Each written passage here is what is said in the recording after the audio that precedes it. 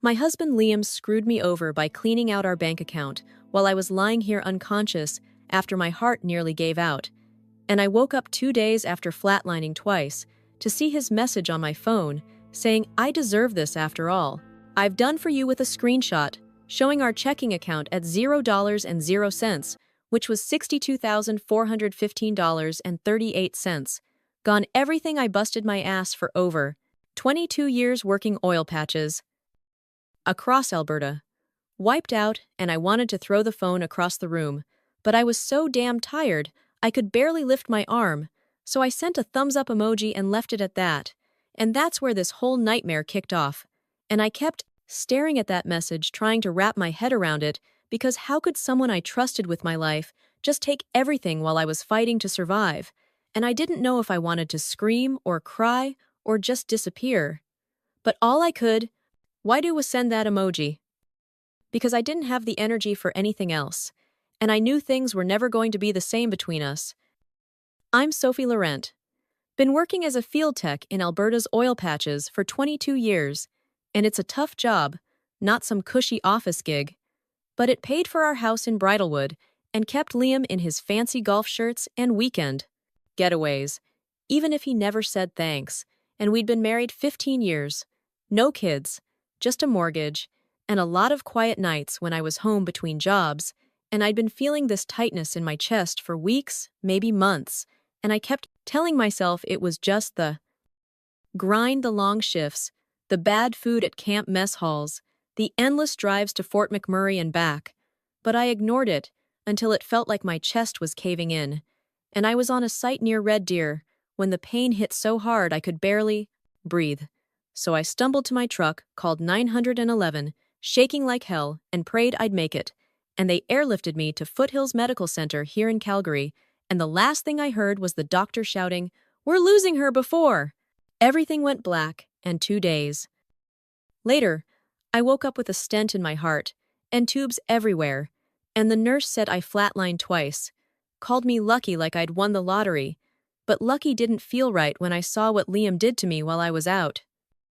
Lucky didn't feel like the right word when I grabbed my phone and saw Liam's message, just one message after 15 years together, that screenshot of our empty account and his smug note saying I deserve this after everything I've done for you, and $62,415.38. Every penny I'd saved was gone, and I kept thinking about all the nights I called him from some bunkhouse in Grande Prairie just to hear his voice, and all the times I trusted him. Because that's what marriage is supposed to mean, trusting the guy you're building a life with. But I didn't call him, didn't text him, yelling for answers, didn't beg him to come clean. I just sent that thumbs up emoji because I was too worn out to deal with his crap. And the doctor came in later, told me I had to rest, no stress, no work, for 6 weeks at least, and he asked if someone was picking me up the next day when they'd discharge me. And I said yeah, but I was lying, straight to his face, because I wasn't going home to Liam, not after he pulled that, not after he took everything while I was fighting to stay alive, and I knew I couldn't face him, not yet, not until I figured out what to do next. That night, I called my brother Ethan, who lives over in Tuscany across town, and we hadn't talked much lately, not because we were fighting, just because life gets busy. But I told him I needed a place to crash for a few days, and he couldn't tell Liam I was there. And he paused, then asked if Liam knew I was even alive, and I said, "He knows, he just doesn't know." I'm not walking back into his trap, and I met Liam at a gas station outside Lethbridge 16 years ago when my truck had a busted hose. And he stopped to help, like he was some kind of hero, and we got married 6 months later, to me 30, him 28. Old enough to know better, young enough to believe in forever, and he hated that I was gone. 3 weeks every month working oil fields. But he sure didn't mind spending the money I brought home, and I'd call him every night from wherever I was. Edmonton, Fort McMurray, sometimes even Lloydminster. And early on, we'd talk for hours about nothing important, but over time, those calls got shorter, just quick check-ins, then barely anything. And the last couple years, it was mostly texts like, "Made it to camp all good." And I should have seen the signs because he stopped asking when I'd be home, started taking trips with buddies I'd never met. I trusted him anyway because I thought that's what you do when you're married. And I guess I was dead wrong. And Ethan picked me up the next day when they let me out. And I had nothing but my phone, my wallet, and the work clothes I was wearing. When I went down, and he drove me to his place. Didn't say much, just kept glancing at me like he thought I'd crack. And finally he asked if Liam really took everything, and I nodded. Didn't need to spell it out, and he asked what I was going to do, and I stared out the window, not really seeing the city, and said, "Rest because that's what the doctor told me." But I was already thinking about the house we'd bought, the refinancing I did a few months back when rates dropped, and Liam said he was too busy to sign, so I put the house in my name, only since my credit was better, and he never asked about the papers, and I was thinking about the medical power of attorney I set up last year, after a coworker had a stroke and got stuck with no one make decisions, and my mine. Niece Olivia, Ethan's daughter, helped me with it, and she's studying law sharp as hell, made sure it was bulletproof, and Liam didn't know about that either. And I didn't sleep that night at Ethan's, because I kept seeing Liam's message that screenshot, those words burning into my head, and I wasn't ready to fight yet, but I was done being played, and Liam thought he'd won, thought he'd stripped me bare while I was down, but he had no idea I was already one step ahead. I spent the first night at Ethan's place, just staring at the ceiling in his guest room, replaying Liam's message over and over in my head, that screenshot of our empty account, and his smug words, saying he deserved it after everything he'd done for me. And I was still so damn tired from the hospital. But I couldn't sleep because the anger was starting to boil up inside me now that the shock was wearing off, and I kept thinking about how I'd busted my ass for 22 years, working oil patches across Alberta to build that savings, and he just took it like it was nothing. And I knew I couldn't let him get away with it. But I didn't know where to start, because I was supposed to be resting, avoiding stress, and here I was dealing with the biggest betrayal of my life. And Ethan came in the next morning with a cup of coffee, asking if I was okay. And I just shook my head because I wasn't okay, not even close. And he sat down on the edge of the bed and said I needed to eat something, but I wasn't hungry. I just wanted to figure out how to get my money back and make Liam pay for what he did. That afternoon, I got a text from our neighbor, Lucas Bergeron, who lives a few houses down from us in Bridlewood, and I hadn't talked to him in a while. But his message stopped me cold, because he said he hadn't seen me around and wanted to know if everything was okay. And then he dropped the bomb that Liam had some woman over at our house, and he thought I should know, and I sat there staring at my phone, feeling like I'd been punched in the gut, because it wasn't just the money anymore. Liam was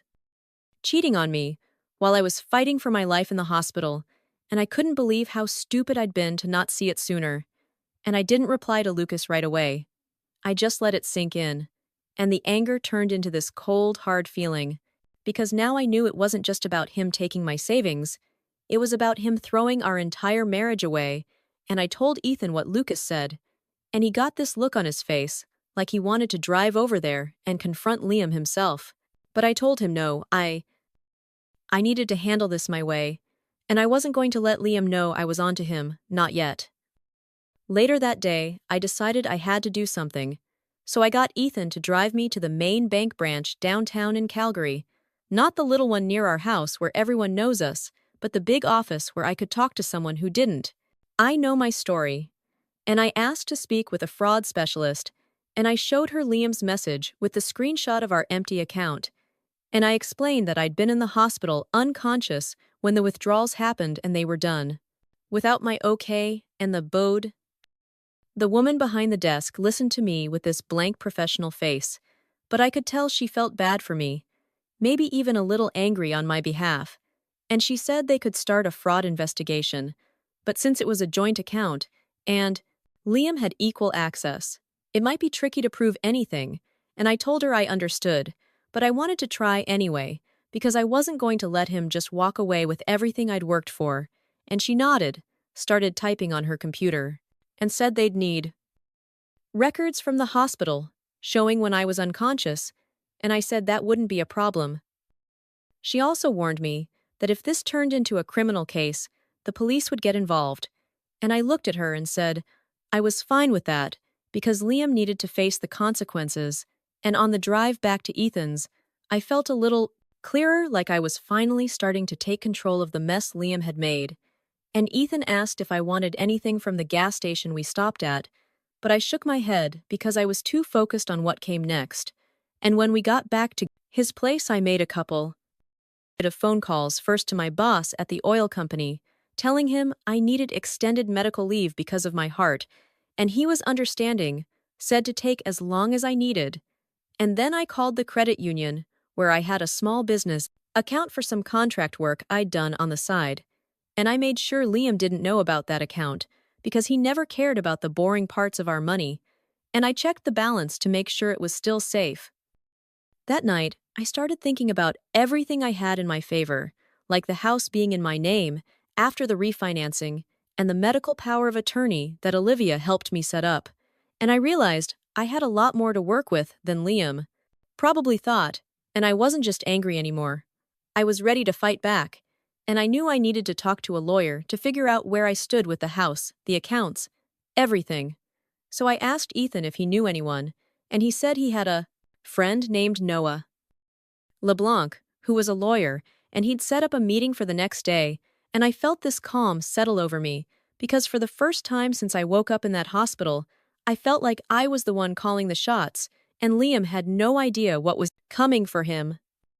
The next day, Ethan drove me to meet his lawyer friend, Noah LeBlanc, at his office downtown in Calgary, and I was still running on this mix of anger and determination because I knew I had to fight back after Liam took everything and cheated on me while I was in the hospital. And I walked into Noah's office ready to lay it all out. And he was this calm guy in his late 40s with glasses and a stack of papers on his desk. And I told him everything about Liam cleaning out our account while I was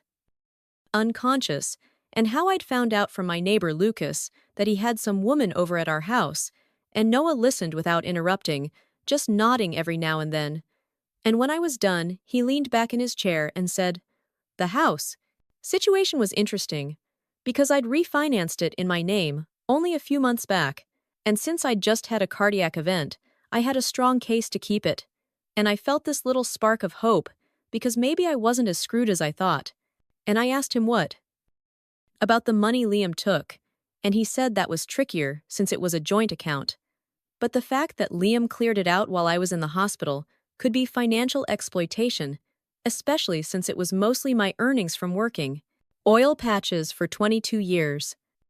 Noah started pulling out some papers and said we needed to look at everything Liam might have hidden, because guys like him usually have a backup plan, and I told him I didn't even know where to start, because Liam never talked about our finances much. He just spent whatever I brought home. And Noah asked if I had access to any other accounts, or if I'd noticed anything weird lately, and I thought about how Liam had been checking his phone under the table at dinner for the past year or so, and how he'd changed his passwords on his laptop, and I mentioned that to Noah, and he said that was a red flag, and we needed to dig deeper, and he suggested I get my niece Olivia involved, since she was studying law and might be able to help us find more evidence. And I remembered Olivia had an internship at a credit union downtown, so I figured she might know how to track down stuff like hidden accounts. And I told Noah I'd call her later that day, and he said good, because the more we could find, the stronger our case would be, and I started feeling like I was finally getting somewhere. That afternoon, I called Olivia and told her what was going on with Liam, and she was pissed on my behalf, because she'd always thought he was a decent guy, and I asked if she could look into any accounts he might have that I didn't know about, and she said she'd see what she could find through her internship, but she'd have to be careful since it wasn't exactly her job, and I told her I trusted her to do it right. And while I was on the phone with her, I got another text from Lucas, saying he saw Liam and that same woman leaving our house together, and I felt this wave of shock all over again because I didn't think Liam would be so bold about it. And I told Olivia about the text, and she said that was good, because it gave us more proof of his affair, and we could use that against him. And I started getting really angry, thinking about how Liam had been playing me for a fool while I was out there busting my ass in the oil patches to keep us going, and I knew I had to stay. focused if I wanted to beat him at his own game. A couple of days later, Olivia called me back with some news that made my jaw drop because she'd found a bank account in Liam's name that I didn't know about, and it had over $127,000 in it. And she said it had been opened 18 months ago with regular deposits, always just under $10,000 to avoid reporting. And I was shocked because that meant Liam had been planning this for a year and a half, hiding money while I was working myself to death to provide for us. And Olivia said the deposits lined up with my work schedule because whenever I was gone on a job, money went into that account, and I felt this rage building up inside me because he'd been so calculated about it all. And I called Noah right away and told him what Olivia found, and he said that was huge because it showed a pattern of financial deception, and we could use it to argue that Liam had been exploiting me, especially since I was medically vulnerable when he took the money from our joint account. That night, Liam texted me out of the blue, saying, "Where are you, Sophie? We need to talk. This is ridiculous. You can't just disappear." And I stared at my phone for a long time because it was the first time he'd reached out since the hospital, and I could tell he was starting to panic, but I didn't reply because Noah had told me not to contact him and to let everything go through him now. And I felt this calm settle over me because I knew we were building a strong case, and Liam was starting to realize he wasn't in control anymore. And I went to bed that night, feeling like I was finally the one with the upper hand, and I wasn't going to let him take that away from me, no matter how hard he tried. 2 weeks after I met with Noah, we had our day in court for an emergency hearing about the money Liam took, and I walked into the Calgary courthouse with Noah feeling this fire in my gut because I was ready to fight for what was mine. I'd been preparing for this moment ever since I found out about Liam's secret account and his affair, and I knew we had a solid case with the evidence Olivia had dug up, and I saw Liam there with his lawyer Patricia Chen, who I'd heard was one of the toughest divorce attorneys in Alberta, and she had this sharp look in her eyes, like she was ready to tear me apart. But I wasn't going to let her scare me because I'd already been through hell, and I wasn't backing down now, and the judge was this older guy named Judge Harmon with white hair and glasses who didn't smile at all, and he started the hearing by looking at the papers in front of him, and then he looked at me, and then at Liam, and I could feel Liam staring at me from across on the room, but I didn't. I look at him because I didn't want to give him the satisfaction. And Noah started by laying out our case, saying Liam withdrew the entire joint account while I was in the hospital, fighting for my life after a heart attack. Judge Harmon asked Patricia if it was true that her client took the money while I was in the hospital, and she stood up looking all confident and said yes, but Liam had every right to access those joint funds. And then she tried to turn it around on me, saying I'd refinanced our house in Bridalwood in my name, only without telling Liam, which she called the first act of financial deception, and I felt my blood boil because that was such a lie since Liam knew about the refinancing. He just didn't care to show up for the signing, and Noah jumped in and said the house wasn't the issue right now. It was the timing of the withdrawal, and the judge agreed and asked Patricia if Liam knew I was in the hospital when he took the money, and I saw Liam whisper something to her, and she cleared her throat and said yes. But Liam was under emotional distress, thinking our marriage was over, and he was just protecting himself financially, and I wanted to scream, because how could I end our marriage while I was unconscious in a hospital bed? And Judge Harmon looked at her over his glasses and said, that didn't make sense, and I could tell he wasn't buying her story. Noah then presented the evidence Olivia had found about Liam's secret account with over $127,000 in it, and he showed the judge the bank statements that proved Liam had been hiding money for 18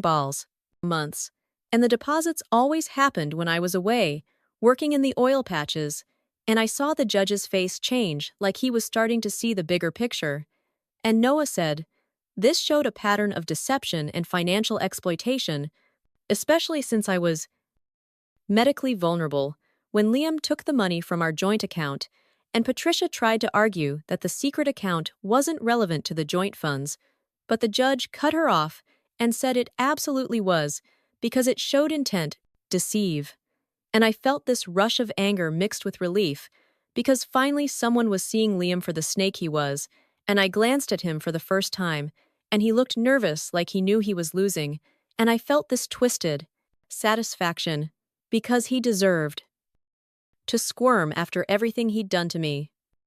The judge then brought up the text from Lucas about Liam having a woman over at our house, and Noah explained how it tied into the timeline of the withdrawals and showed Liam wasn't just taking money, he was planning to leave me while I was down. And Patricia tried to say the affair wasn't relevant to the money, but Judge Harmon wasn't having it, and he said it was when financial fraud was being alleged, and he asked Liam directly if he was planning to leave the province with this woman, and I saw Liam's face go pale, and he stammered something I couldn't hear, but the judge didn't let him off the hook and said the court had evidence of Liam moving substantial sums of money, and the fact that he was seen with this woman suggested I was trying to run, and I felt this shock hit me because I hadn't even thought about him leaving the country, but it made sense with how sneaky he'd been, and the judge said he was issuing an immediate freeze on all assets belonging to both Liam and this woman, and neither of them could leave the county without court permission, and I felt my heart race because this was more than I'd hoped for. Then the judge turned to me and said, "Given my medical condition and the evidence of financial exploitation during my hospital stay, he was granting me temporary exclusive use of the house in Bridlewood," and I heard Liam make this choked the sound.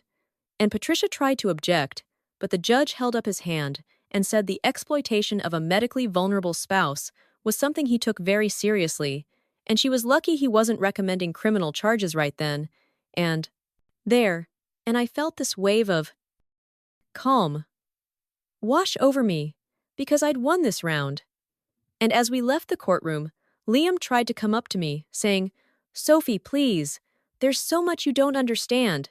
But Noah stepped in and told him to back off, and I walked past him without saying a word, because I didn't owe him anything anymore, and I knew I was finally taking back control of my life. 3 months after that hospital stay, I moved back into our house in Bridlewood. My house now, because the divorce got finalized faster than I thought it would, and I was ready to close that chapter of my life with Liam for good. And Noah had done an amazing job pushing everything through after that emergency hearing, where the judge froze Liam's assets and gave me temporary use of the house, and I'll never forget the look on Liam's face when he realized he wasn't getting away with it. And in the end, the judge awarded me the house and 80% of our joint savings because of the financial exploitation, and Liam got his car and the remaining 20%, and that secret account he'd been hiding with $127,000 got split 50-50, but only after he had to pay my legal fees out of his share, and I felt this weight lift off my shoulders because I'd fought for what was mine, and I won, and I never spoke to Liam directly again. After that, hearing everything went through Noah, and I heard through a friend that Liam had moved to Vancouver to start over, or maybe to run from the mess he'd made, but I didn't care anymore, because I was done with him, and I knew I'd never let anyone treat me like that again. I decided to sell the house about 6 months later because I couldn't stand living there anymore, with all the memories of Liam and what he'd done, and I'd walk past the kitchen and remember the quiet dinners we used to have, or I'd see the father in a spot in the hallway where our wedding picture used to hang before he took it down, and I knew I needed a fresh start, so I put the house on the market, and it sold pretty quick, because Bridlewood's a nice area in Calgary, and I used some of the money to buy a smaller place, closer to Ethan and Olivia in Tuscany, and I wanted to be near them because they'd been my rock through all of this, and I even set aside a chunk of the money to help Olivia with her law school because she'd been such a big part of getting me through this with the evidence she found, and I knew she was going to be a hell of a lawyer someday, and I felt good about that decision because it was something positive coming out of all the pain Liam had put me through, and I started to feel like I was rebuilding my life piece by piece. I couldn't go back to working in the oil patches full-time because my doctor said my heart couldn't handle the stress anymore, and that was hard to hear because I'd been doing that job for 22 years, and it was all I knew. But I found a new job as a safety coordinator for a smaller oil company here in Calgary, and it's mostly office work, making sure the field crews follow safety rules, and I'm home every night, which is something I'm still getting used to after all those years on the road, and the pay's decent enough to keep me going, and I like that I'm still connected to the industry I gave so much to, even if I'm not out there busting my ass in the patches anymore. And I started to find this rhythm in my life that felt steady and real. And I hadn't had that in a long time, and it made me realize how much I'd been missing out on while I was trying to hold my marriage together with Liam.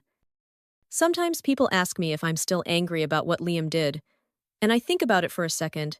and I tell them I'm not anymore, because I've let that go, and I had to if I wanted to move forward. And I'll admit there were moments when I was shocked all over again, thinking about how he'd planned to screw me over for a year and a half hiding money while I was working myself to death, and then taking everything while I was in the hospital, and that betrayal cut deep, but I learned I can't control what other people do, only how I handle it, and fighting for myself in court and taking back my life showed me how strong I really am, and I wouldn't have known that if Liam hadn't pushed me to that point, and I started to see that maybe he did me a favor in a twisted way, because he forced me to rebuild something better than what I had before. And I'm proud of that, even if it came at a hell of a cost. Last week, I was cleaning out some old boxes in my new place, and I found our wedding album tucked away in the bottom of one, and I sat there holding it for a long time, thinking about throwing it out, because part of me didn't want the reminders of Liam, but I didn't. I just put it back in the box because it's part of my story. Now, not the end, just a chapter, and that heart attack nearly killed me, and Liam's betrayal nearly broke me, but I'm still here and I've changed for Sure, maybe I'm stronger and I've definitely learned some hard lessons about trust and who I let into my life, and sometimes you lose people for a good reason, and sometimes the life you build after the storm is better than the one you had before, and I'm okay with that, because I know I'm going to be just fine.